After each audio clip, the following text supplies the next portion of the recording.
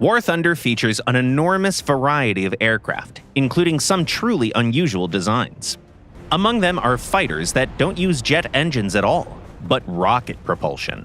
Today we'll break down how to fly these rockets with wings effectively in air-realistic battles. And most importantly, how not to end up dry on fuel in the middle of the fight. Both versions of the Me-163 Comet and their Japanese counterpart, the Ki-200, behave nearly identically. Their performance and gameplay are similar enough to cover them together. If the mission has an air spawn, set your throttle to 100% immediately. Pitch up at 30 to 35 degrees and start climbing. You can check the exact angle in the virtual cockpit. If the match requires a runway takeoff, climb at a slightly shallower 25 degrees to accelerate faster. When you reach 5 to 6 kilometers, pull the throttle back to 40% to conserve fuel, and continue a gentle climb toward the enemy. Rocket fighters climb superbly, but you still can't relax. One of the first threats you may meet at altitude are French Vautours, armed with early radar-guided missiles. Dodging them is easy. Simple maneuvers are enough. The real danger is not noticing the launch, since the Comets have no warning systems at all.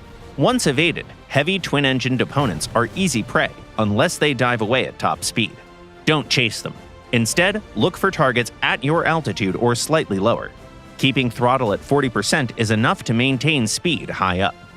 The best playstyle for rocket fighters is classic boom and zoom. Cut throttle, dive vertically on your target, close the distance, and fire. Then, regardless of the outcome, go to full power and climb away. If the enemy tries to follow your zoom climb, simply stall them out. Few aircraft are better at this than a rocket-propelled interceptor. While the Comets have limited fuel, the Soviet BI has even stricter limitations. Its ammo pool is also smaller, so you'll need to be smart about every move. For takeoff and initial climb, use 50% throttle, pitch up at 25 to 30 degrees, and climb to 5 to 6 kilometers. Level off, drop to 10% throttle, and start scanning for targets. Your lower battle rating means that most enemies will be below you. Ideal targets are fighters still climbing and lacking energy.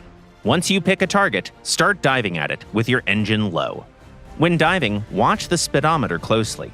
Above 730 kilometers an hour, the BI's elevators become dangerously stiff.